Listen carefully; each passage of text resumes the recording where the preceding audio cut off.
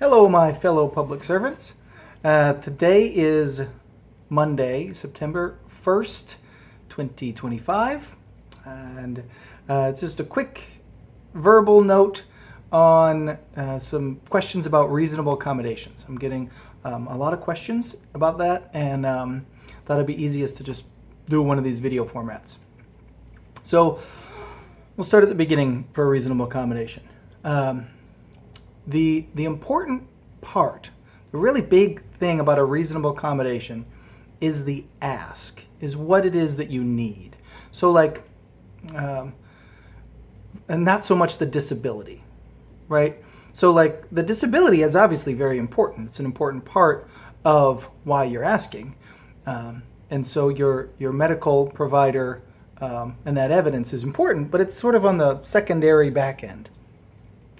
So, and I'll give you an example. So if somebody has PTSD, that individual, the diagnosis is important, but how are they needing to manage that PTSD? Maybe for that individual, they are really best served by space to themselves, a room that can lock, right? Positioning in a room where there's not somebody behind them, versus someone else, maybe they are better served by being in a room with a lot of people, right? Around others, in a big open space, not in an enclosed, locked area, right?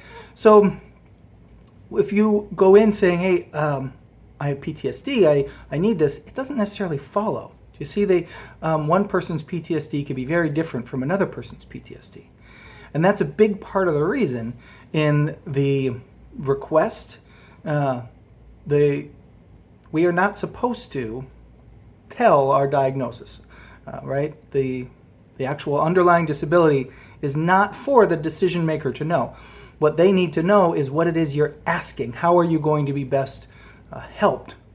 And then, right, a few steps into the process, then the disability is important because they need to know you actually have one, right? That you're just not asking because you want to. And so it's very important, but it's not the most important thing. The most important thing is what it is that you need and how your own healthcare is being served. So that's in the very beginning stages. The main question and the main problem that we're seeing are reasonable accommodation requests for remote work, right? Specifically because other reasonable accommodations were requested previously, but with this new telework change, a lot of people were being managed just by another policy that was not reasonable accommodation. They had telework, so they came in once a week. Maybe you suffered through it and suck it up, but now that's gone. So, people are putting in more remote reasonable accommodation requests. And so I'll say a lot of the requests I'm seeing, just say the word remote. That's all you're asking for. Well, the problem with that is there's a lot that goes into remote work. When you're at home, you have the ability to manage your temperature, manage the lighting, manage the space that you work in, manage your clothing. You have proximity to a bathroom that you know is always going to be open and available, right? It's not just near to a bathroom. What good is it if you're near to a bathroom and you go in there and it's full of people and there's a line, right? So you have availability of a room that you can always go to. Comfort clothes, I think I mentioned that. Ability to do your physical therapy in privacy, right? That's just the list goes on and on. And so all of those are specific requests that you're needing met that are all just tucked into that one single word, remote. So I would recommend when you're making these requests to be really a lot more specific. Why do you need to be at home? What is it about being at home? And some of that's going to take a little bit of thought. You're going to need to really think to yourself, okay, what is the difference between being at home and the office? Another example is if you get headaches. Some of the argument is okay, it is very unfortunate you get headaches. Why would you not get a headache at home versus get a headache in the office, right? If that's something that's going to happen, what difference does it make, home or office? And so that is a question that you can answer, though, right? Perhaps it's the temperature.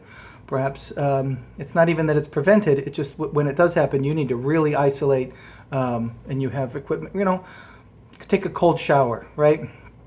Who knows? I just mean to say the difference between at work and in the office is what you really need to highlight for those requests. So the next part of these requests are the agency has the ability, the right, it's legal, totally kosher for them not to offer you the very thing that you ask.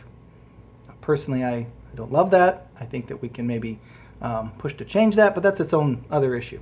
The agency can come with alternate accommodations. However, those alternate accommodations do in fact need to address what you're asking for.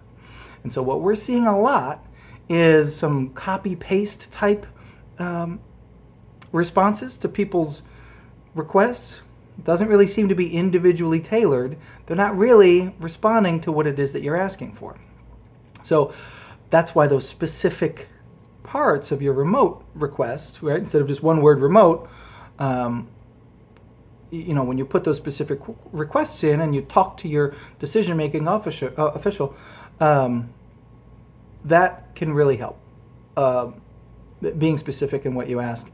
And then if their response back then doesn't address those things at all, that's not okay. That doesn't conform to the policy, that doesn't conform to law, and it's not great. So okay, so that's the request, the initial request, then about alternate accommodations that can come back.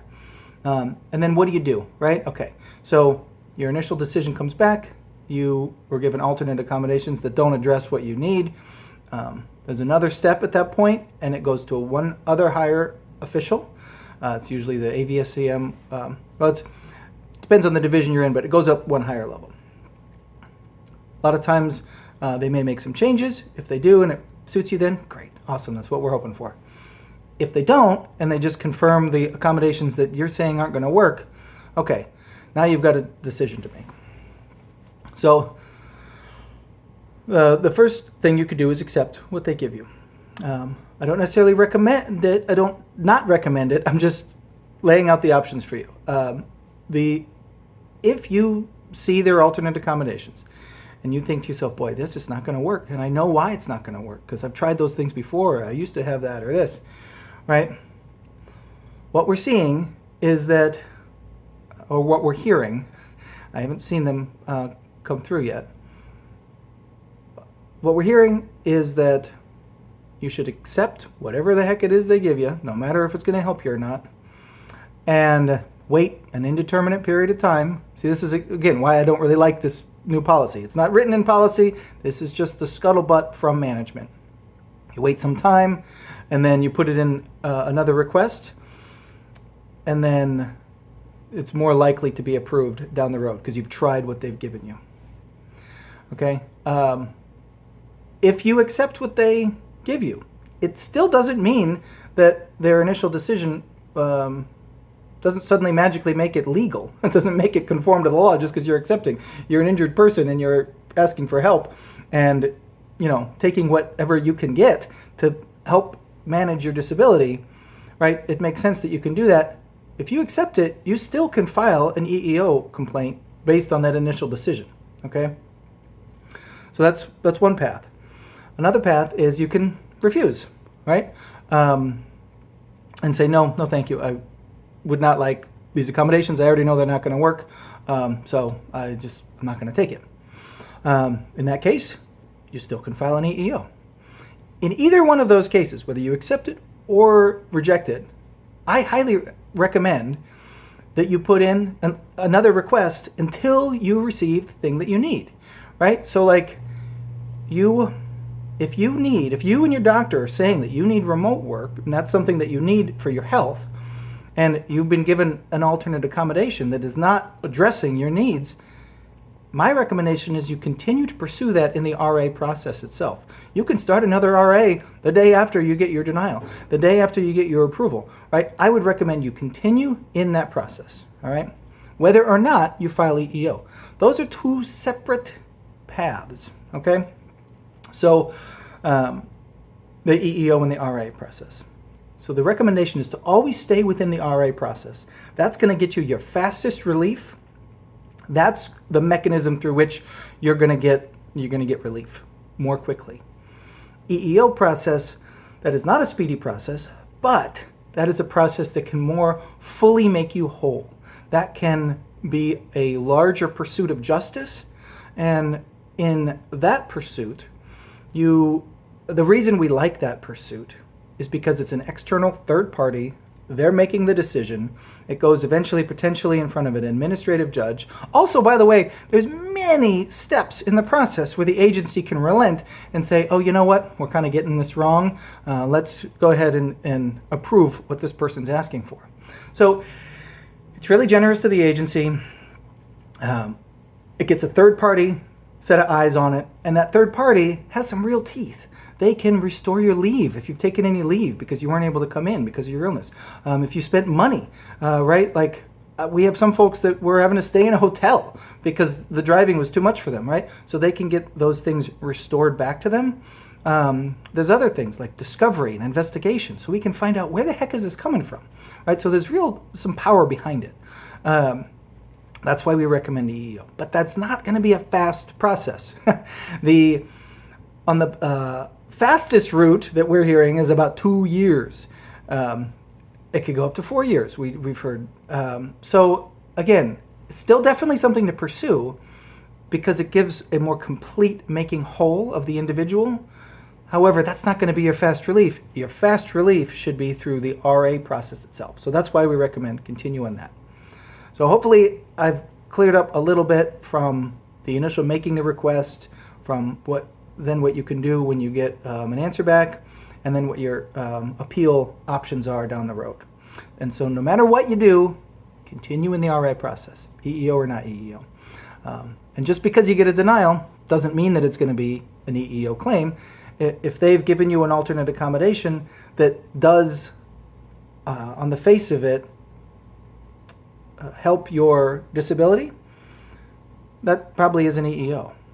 But if their decision just completely ignores your request, that probably is EEO. So anyway, thank you for your time and have a great rest of your day.